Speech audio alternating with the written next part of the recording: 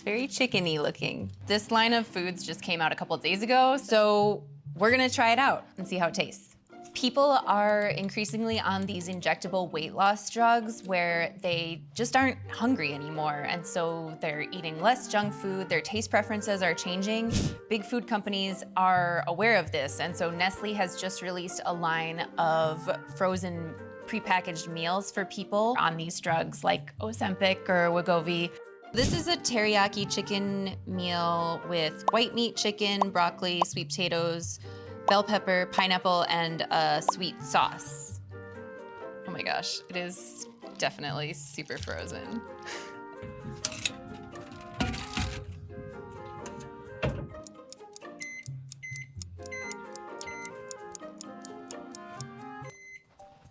All right.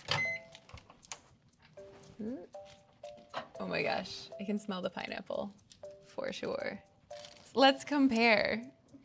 If you're on a Wegovy or like one of these other weight loss drugs, this might look like enough food for you, but it's pretty small.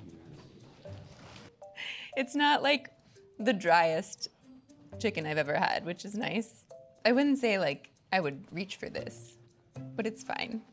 I can see how if you didn't have that much of an appetite, you just weren't interested in eating, you're not interested in cooking, this is obviously a very like proteiny, chickeny thing that you could have in the middle of the day and not have to worry as much about muscle loss and some of these other problems that people on these drugs have sometimes.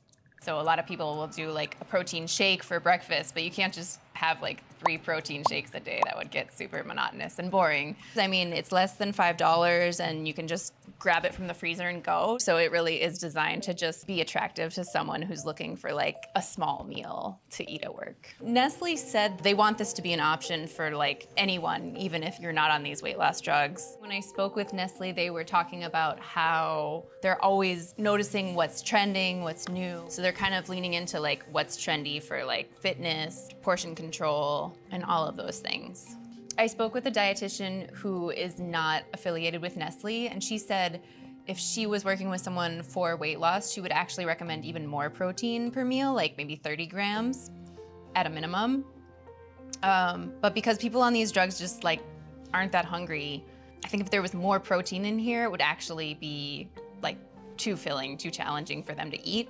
They also have like a decent amount of vitamin A, some potassium, just trying to make sure that these people who are, again, not eating nearly as much as they used to are getting enough nutrients into their body.